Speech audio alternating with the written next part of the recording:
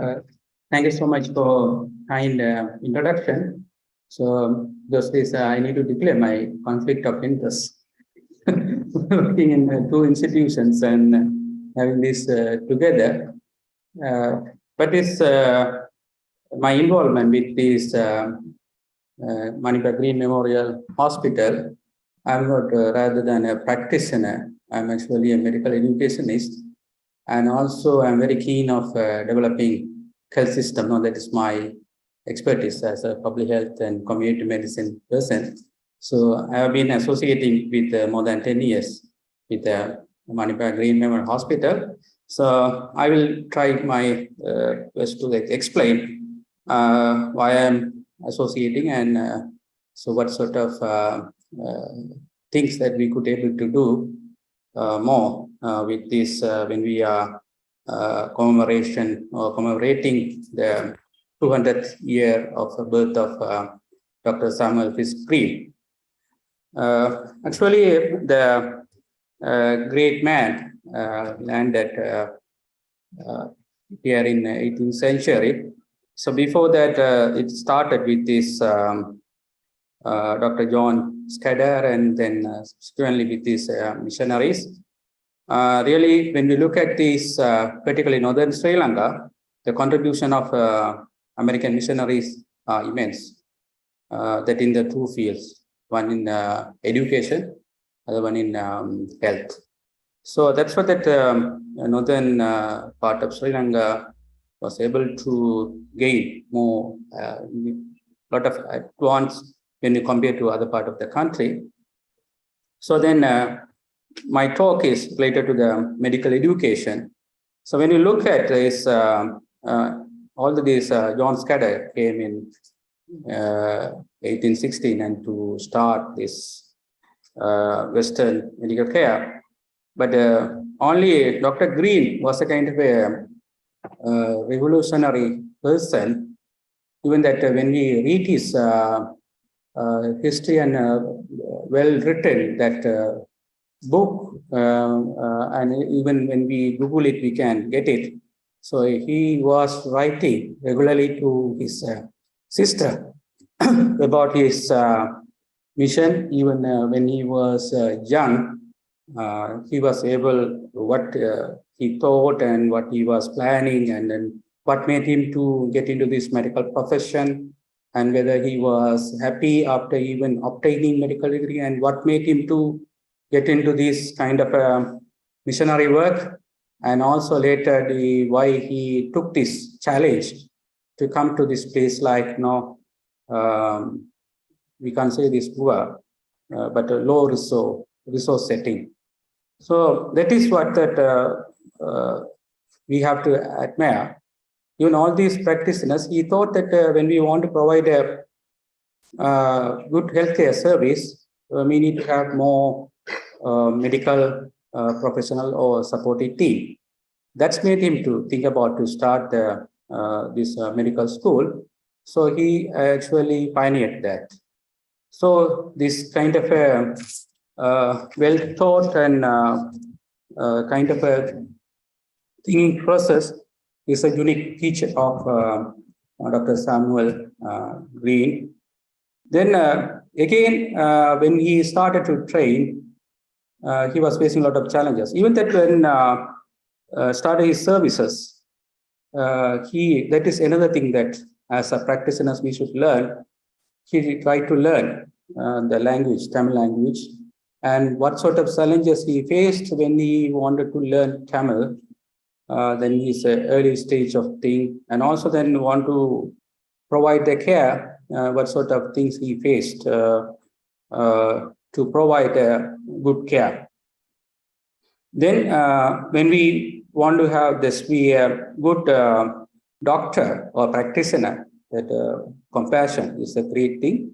So for the compassion, it's very understand local people's feeling, culture, and their kind of some of the stigma and the taboo in the community. So if the person is conversant in the local language, only can understand that.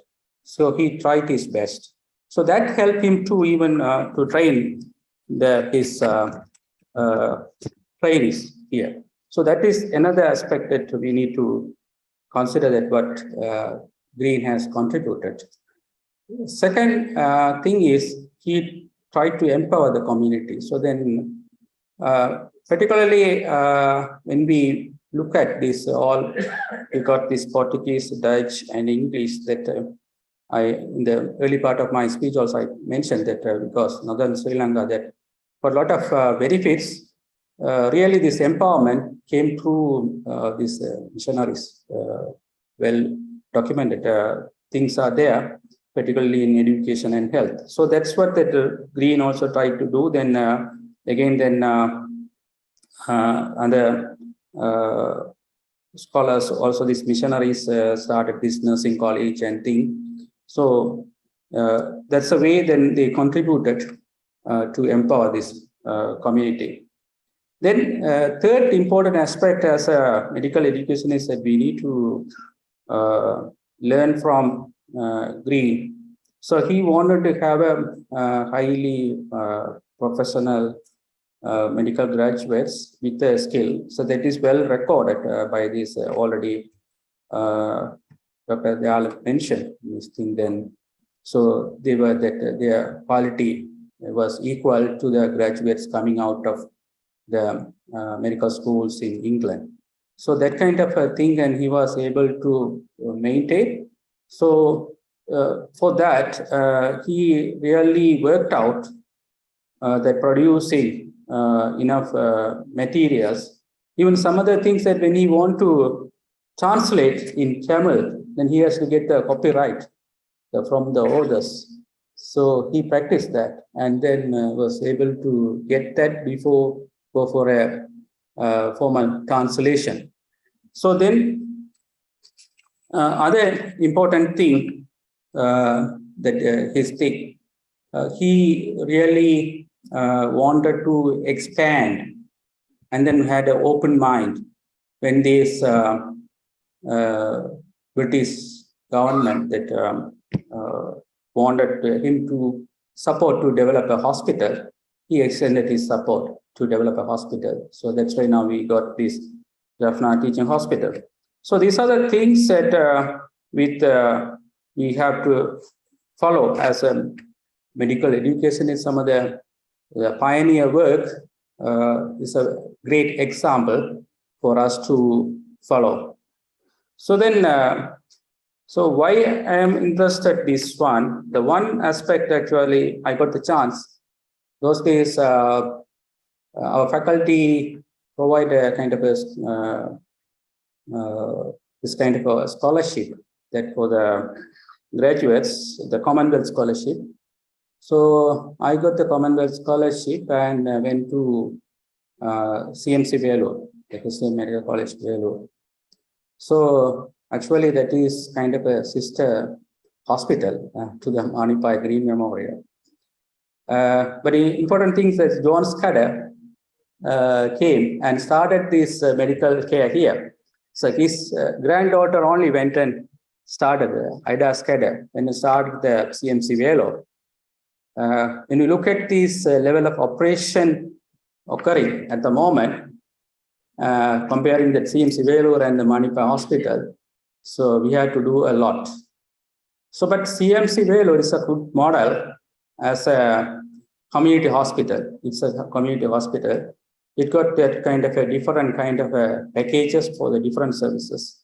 I was working in this community hospital, they call it Giant Hospital, and also another pediatric neurology unit. So that helped me to think about that alternative healthcare system that could be introduced here. Because you know this, here Sri Lanka has a very good health system.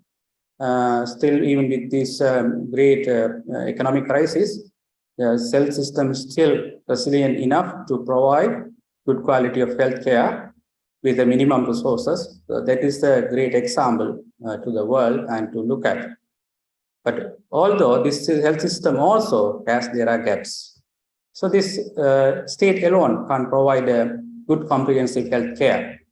So then if you want to provide a comprehensive health care and then ensure the universal health care coverage, there must be a model in between the state and the private sector. We can't, some of the services we can't leave it to the hands of private sector. So there are these community hospitals, very good examples for us to develop, because these are non-profit making, and then to support the community in different way.